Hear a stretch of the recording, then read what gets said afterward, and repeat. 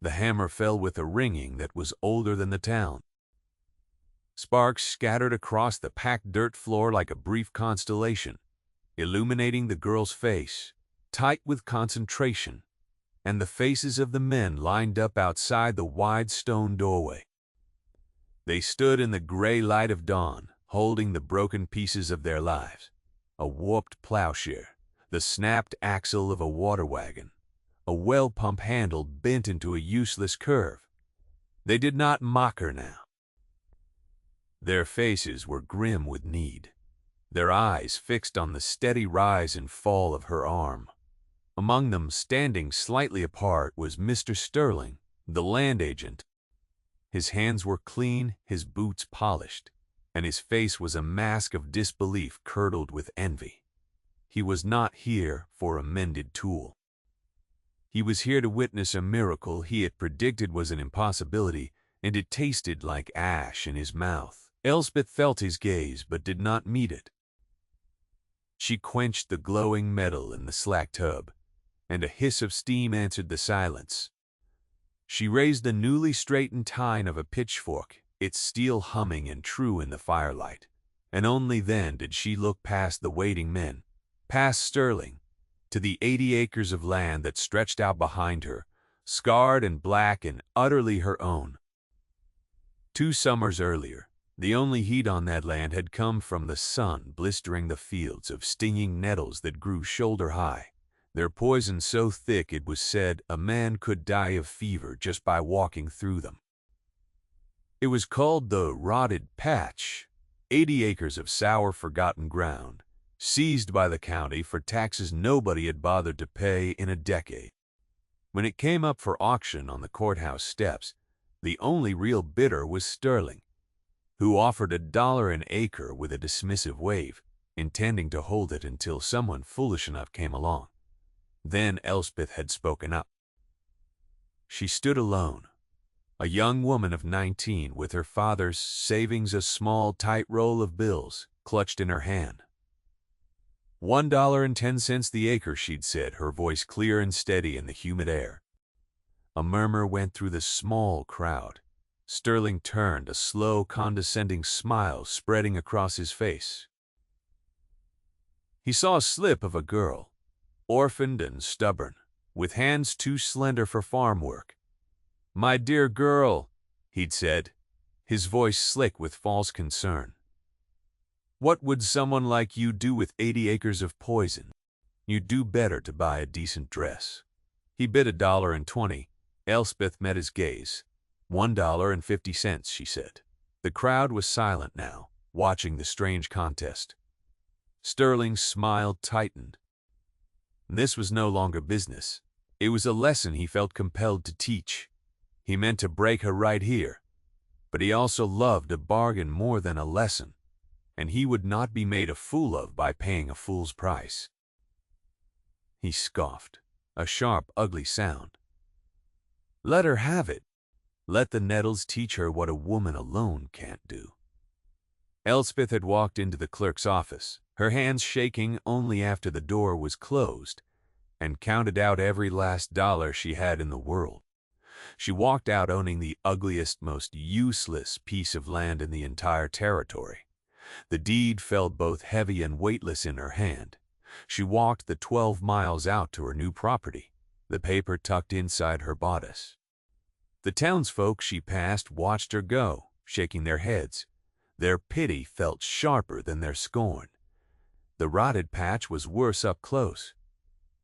The nettles grew in a tangled, furious jungle, their sawtooth leaves shimmering with malice.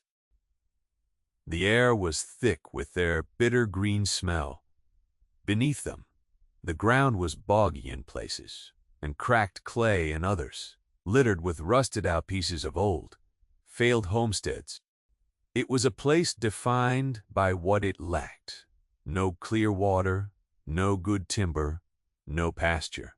She stood at the edge of her land as the sun began to set, the sheer, crushing reality of the task ahead threatening to swamp her, one person alone.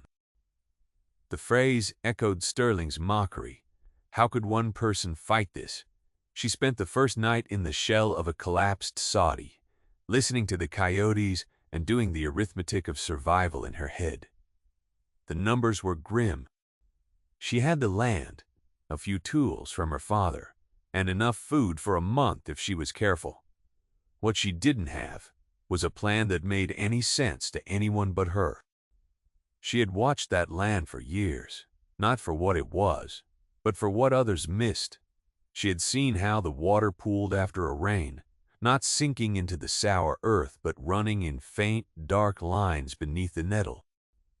She had noticed how the rocks near the center of the parcel were not fieldstone but something darker, heavier, flecked with a dull shine.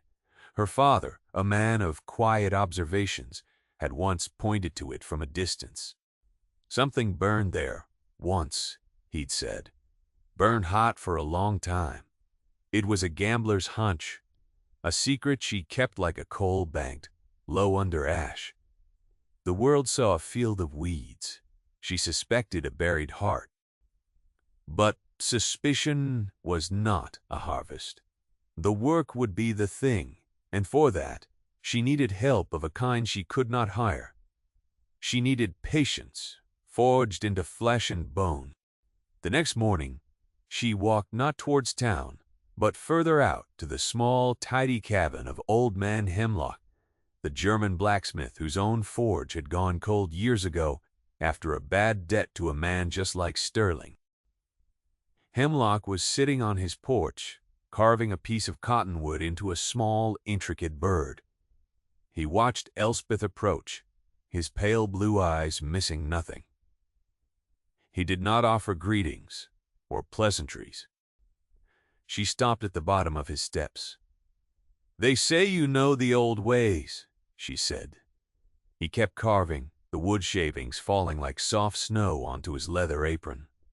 "The old ways are slow. This new country likes things fast." "I have the rotted patch," she said. He paused, his knife still. He looked at her, truly looked at her for the first time. He saw the dust on her dress, the resolve in her jaw, and the faint tremor of fear in her hands, which she held clasped behind her back. He did not laugh. "That is a hard piece of ground," he said. It was not a judgment, merely a fact. "It is choked," she agreed. "They say a woman alone cannot clear it."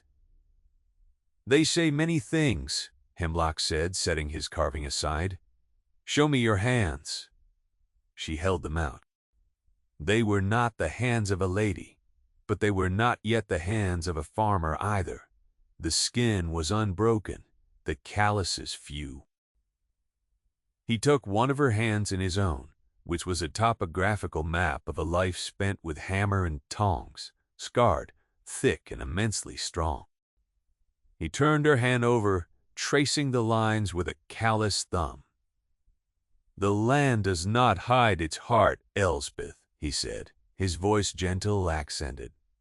"It only asks you to have strong hands to clear the way. The heart is there.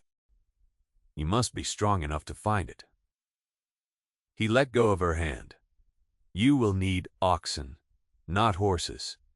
Horses are for pride and speed. Oxen are for patience.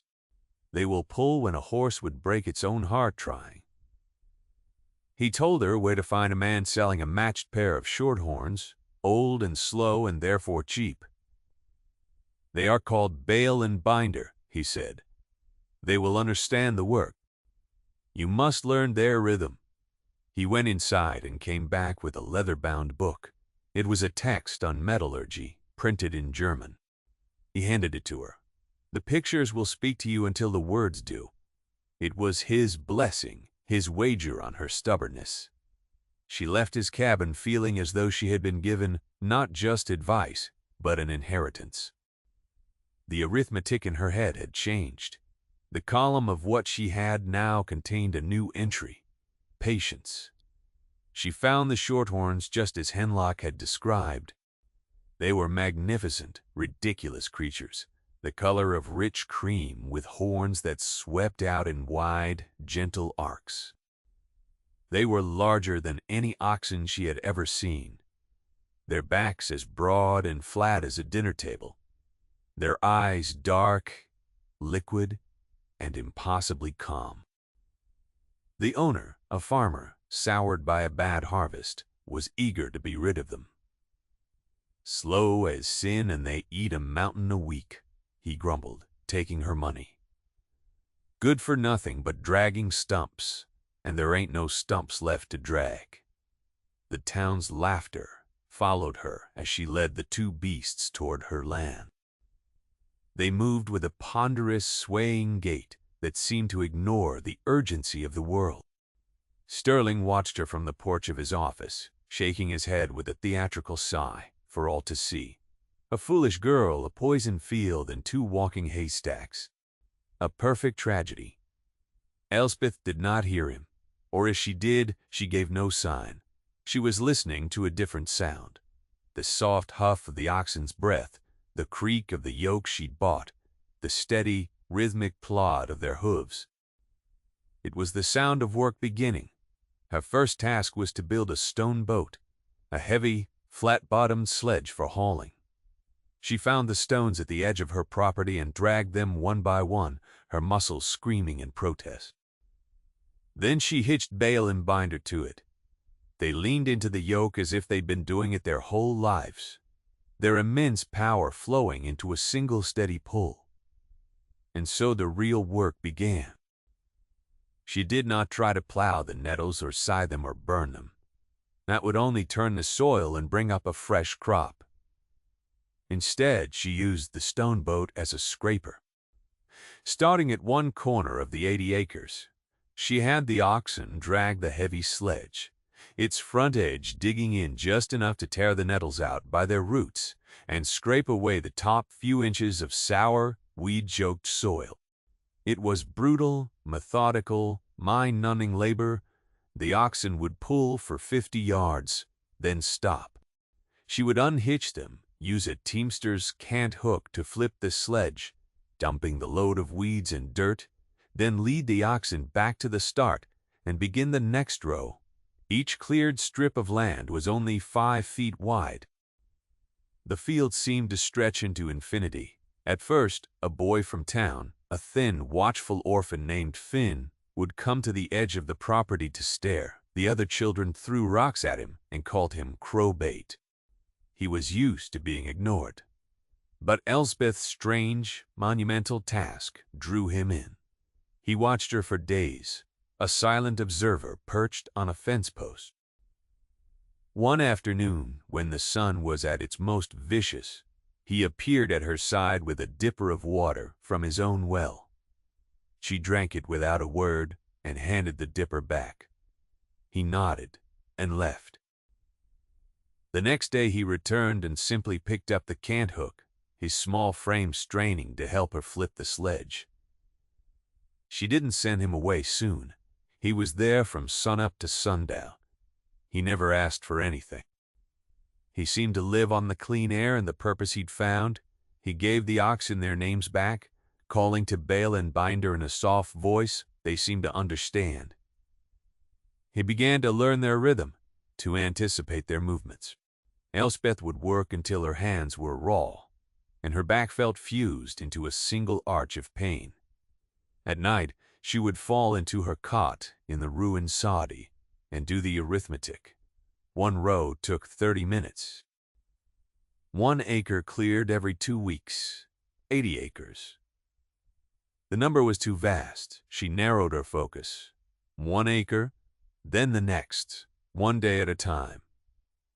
The town saw a mad woman and a stray boy scouring a field for no reason. Elspeth saw progress. Measured in inches, by June they had cleared 3 acres. The patch of bare earth looked like a wound on the green landscape. The piles of scraped nettles and soil grew into long, dark berms that snaked along the property line. The mockery from town had not lessened, but it had changed its flavor from dismissive pity. What was she doing out there, dragging dirt from one spot to another, day after day after day? Sterling made a point of riding his horse past her property once a week, reining in to watch her and Finn with their two great beasts, a look of profound condescension on his face. He saw wasted effort, a woman's folly written large upon the land. He did not see what Elspeth was beginning to see. The scraped earth was different from the surrounding soil.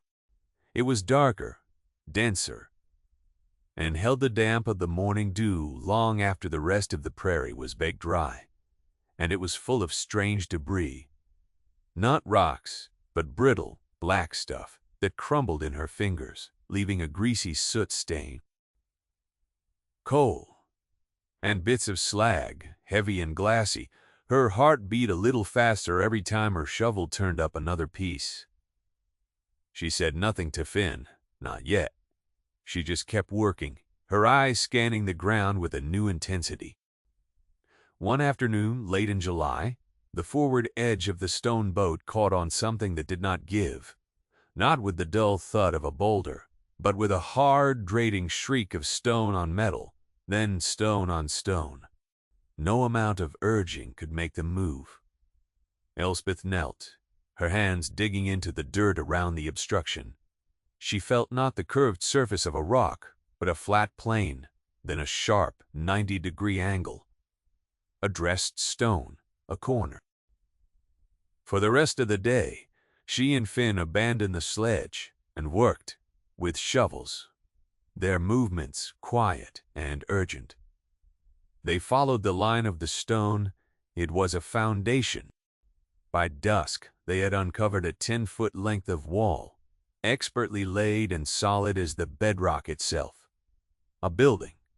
Elspeth knew, with a certainty that made her shiver, despite the heat, that they had found it. She had Finn help her drag brush and nettles over their work, hiding it from any curious eyes on the road.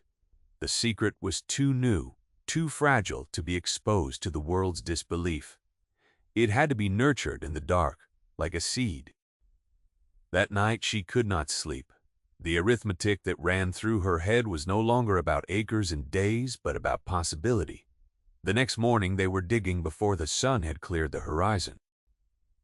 The work was different now, slower, more careful. It was an excavation. They followed the stone walls, tracing the footprint of the buried structure.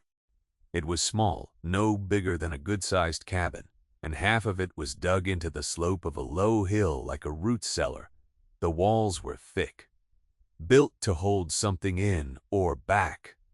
Heat, perhaps. After 3 days of painstaking digging, they cleared the entrance. A heavy stone lintel lay over a doorway, filled with a century of earth and debris. As they cleared it, a space opened into the darkness within. A cool, earthy smell, untouched by the sun, wafted out. Finn, holding the lantern, went in first.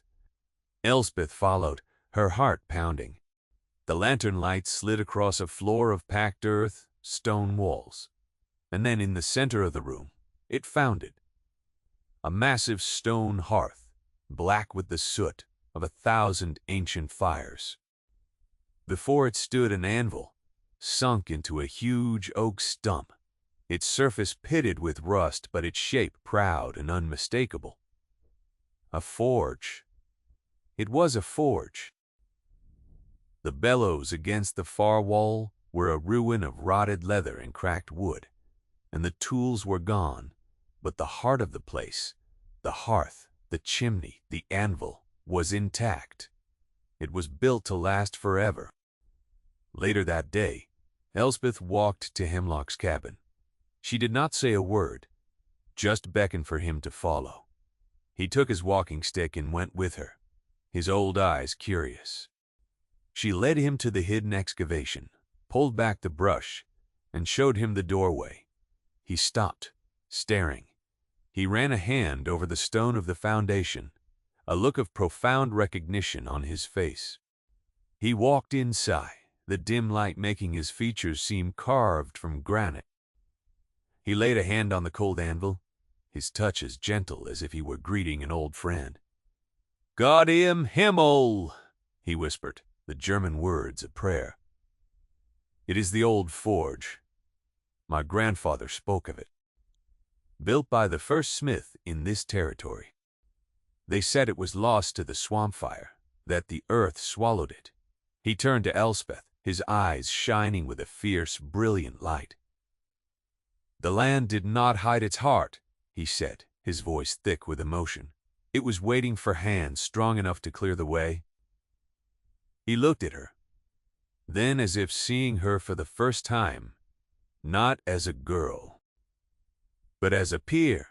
"Now," he said, his voice turning practical, "the work truly begins. We must give it back its breath."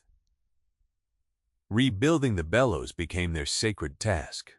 Under Hemlock's guidance, it was a lesson in patience and precision. They needed leather, thick and supple, and there was none to be had. But Elspeth remembered the farmer who had sold her the oxen. She remembered he had complained about the cost of repairing the traces and harnesses for his horses. She went back to him with a proposition. She would trade a week of her and Finn's labor, helping with his harvest, for 2 old ruined horse collars and a pile of leather strapping he had deemed worthless. He agreed instantly, glad to be getting the better of the foolish girl. They spent a week in his fields, their backs breaking under the sun, but they returned with the leather. Hemlock showed them how to soak it, stretch it, and treat it with tallow until it was pliable again.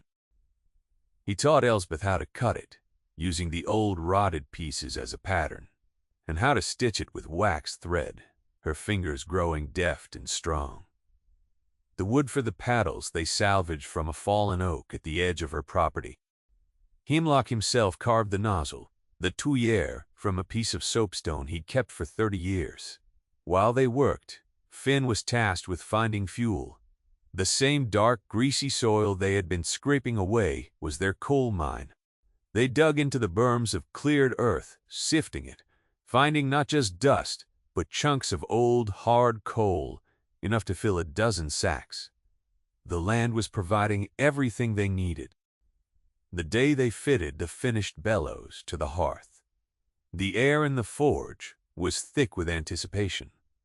Hemlock laid the first fire, himself a careful construction of tinder, kindling, and coal. He struck a flint, and a spark caught. A tiny flame flickered to life in the ancient hearth. "Now, boy," he said to Finn gently, "give it air."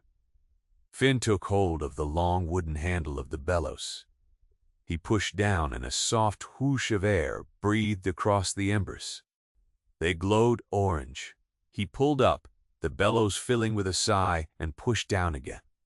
The embers brightened. He found the rhythm, a steady pulsing beat.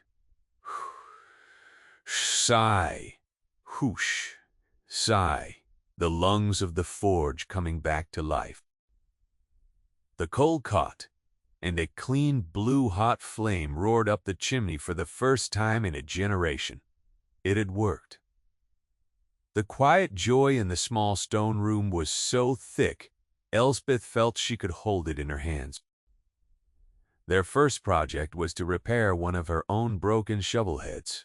Hemlock guided her, showing her how to heat the metal until it glowed like the setting sun, how to read the colors, how to lay it on the anvil and strike it true.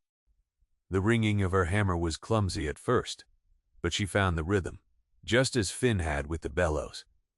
The sound echoed in the stone room, a song of resurrection.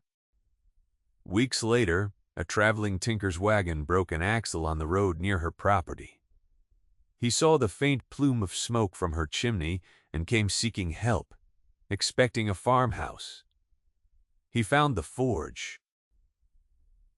He stared, dumbfounded at the girl, the boy, and the old man working in the firelight. Elspeth, with Hemlock's guidance, fixed his axle. As he was preparing to pay, he noticed the set of hunting knives she had forged from an old rasp, practicing her craft. He picked one up, testing its weight, its edge. His eyes widened. "This is good steel," he said, his voice full of surprise and respect. This is old world work.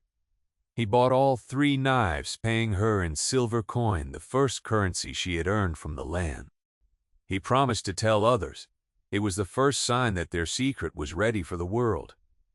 August arrived like the open door of a furnace. The sky turned a pale, bleached white, and the sun beat down with a relentless personal cruelty. The creeks shrank, leaving behind cracked mud and gasping fish. The corn in the fields turned brown and brittle before it could tassel.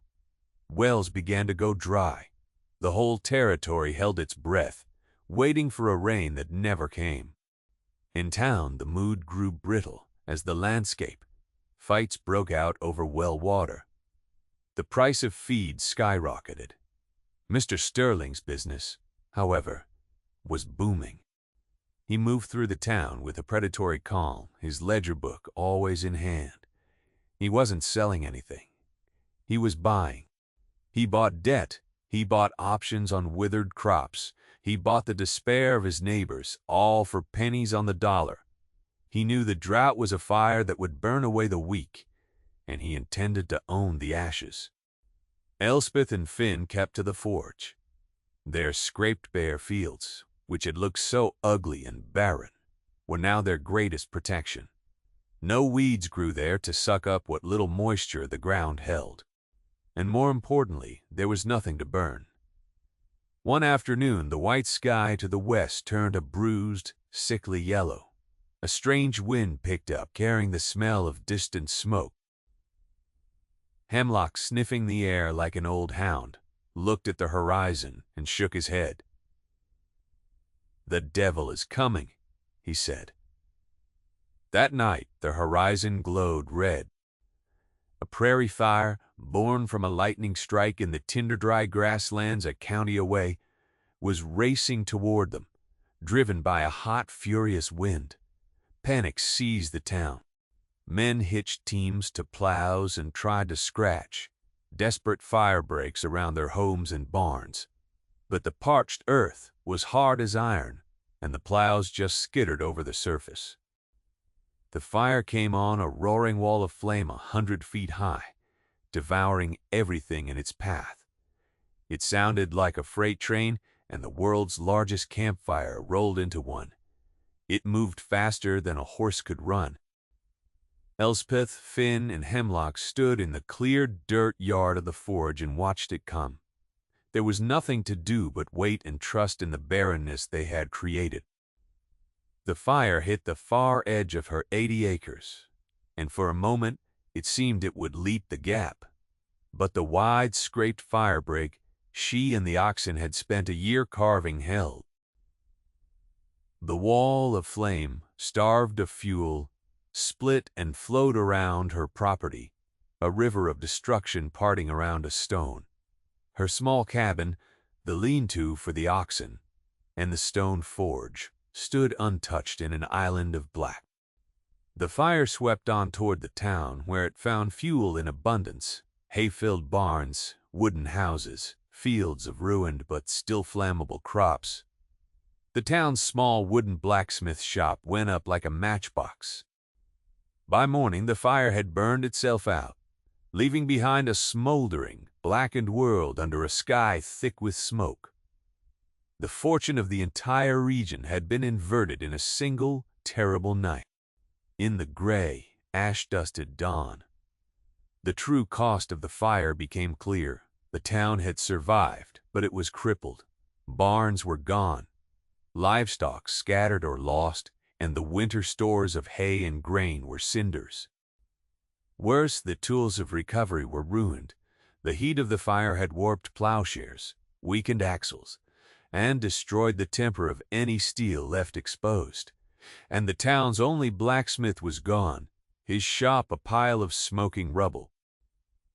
The community was broken, and Mr. Sterling was there to pick up the pieces. He rode through the ruined homesteads, his face a mask of sympathy, his ledger a weapon. "A terrible tragedy," he'd say. "Let me help you. I'll take the land off your hands, give you a fresh start somewhere else." His offers were insults, but to men who had lost everything, They sounded like the only way out. He arrived at Elspeth's property in the late afternoon. He saw her untouched forge, the thin ribbon of smoke rising from its chimney, and his eyes, for a moment, lost their calculating calm and showed a flicker of raw, naked greed. He had misjudged her completely. This wasn't folly. It was something else, something he didn't understand but desperately wanted to control. He dismounted, his boot sinking into the ash at the edge of her cleared land. "Miss Elspeth," he said, his voice smooth as oil. "It seems Providence has smiled upon you." Elspeth, her face smudged with soot, just looked at him from the doorway of the forge. She said, "The oxen did." Sterling gave a tight smile. "Of course. Well, the town is in a terrible state. They need a smith. This is too much for one young woman to manage. For the good of the community, I am prepared to make you a generous offer. I will buy this forge and the land, and I'll hire a proper smith to run it. You'll be well compensated." He was offering to buy her victory from her, to erase her work and write his own name over it. She thought of the mockery, the condescension, the year of back-breaking labor. She thought of the men who had laughed at her, who were now about to lose their homes to this smiling predator. She could have named an exorbitant price. She could have become the richest woman in the county. Instead, she thought of Old Man Hemlock's words about strong hands. Strong for what? To crush or to build? "The forge is not for sale, Mr. Sterling," she said, her voice quiet but unshakable. "But it is open for business." Her first customer came an hour later. It was a man named Pruitt, a proud, frightened farmer whose barn had burned and whose plow was a twisted wreck. He had been one of the loudest mockers. He stood before her now, holding the broken pieces of his plowshare, his face streaked with soot and shame. He could not meet her eyes. "Miss," he mumbled, I need this fixed. I have no cash, but I have seed corn, the fire missed." She looked at the broken tool, then at the man. The arithmetic of this new economy was not about dollars. It was about survival. It was about whether a community would shatter or be forged into something stronger. "The price," Elspeth said, "is 1 sack of seed corn for the mending. And you help Finn at the bellows while I work." Word spread through the ash-covered landscape faster than the fire had. Elspeth's forge was working. The line started the next morning. It snaked from the stone doorway of the forge all the way to the road. Men who had laughed at her now waited patiently, their broken tools in their hands, their faces a mixture of desperation and awe. She worked for 18 hours a day, with Hemlock advising her, and Finn, his face grim with importance, managing the bellows and the quenching tub. The forge, once her secret, was now the town's heart, its steady beat, the only rhythm of hope in a silent world. Her prices were firm, and they were fair. She did not take cash, for cash was worthless now. She took payment in things the community needed to rebuild. A mended wagon wheel for 3 days' labor, clearing a neighbor's ruined field. A new set of hinges for a sack of potatoes. A straightened well pump handle for a promise of 2 strong laying hens come spring. She was not merely fixing tools. She was reweaving the entire social and economic fabric of the town, barter by barter. Sterling could not stand it. Her quiet competence was a direct affront to his power. He rode out to the forge, determined to put a stop to it. He found her mid-swing, her face glowing in the firelight. The crowd of waiting farmers parted for him, their expressions sullen. "This is price gouging," he announced, his voice ringing with false righteousness. "She is taking advantage of your desperation, taking the last of what you have." There was a silence. Then a man in the line, one whose farm bordered Sterling's own holdings, spoke up. "She asked for a sack of seed, Sterling," he said, his voice low and dangerous. "Last night, you asked for my deed." A murmur of agreement went through the crowd. Another man hoisted his newly mended axe.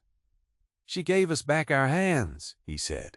Sterling looked at the faces in the firelight, hard, weary, and for the first time, united against him. He had no power here. This was an economy of sweat and steel, and his ledger book was just paper. Shamed and outwitted, he mounted his horse and rode away, the sound of Elspeth's hammer ringing in his ears like a judgment. The last man in line that day was Pruitt, again the proud farmer. He came not with a broken tool, but with a heavy sack on his shoulder. It was his last sack of seed potatoes, the ones his family would have eaten over the winter. He set it at her feet. "Payment for the plow," he said, his voice choked. "It's all I have." Elspeth looked at the sack, then at the man's worn face. She untied the top, reached in, and counted out half the potatoes, putting them in a smaller basket. She tied his sack shut and handed it back to him. "This is the price," she said. "Plant the rest." He stared at her, his eyes shining with tears. He was too proud to shed. He nodded, unable to speak, and walked away. Not just a debtor, but a neighbor. Once more, as twilight fell, the last of the farmers gone. Elspeth stood in the doorway of the fort. The air was cool and smelled of quenching steel and damp earth. Finn was banking the fire for the night, his movements economical and sure.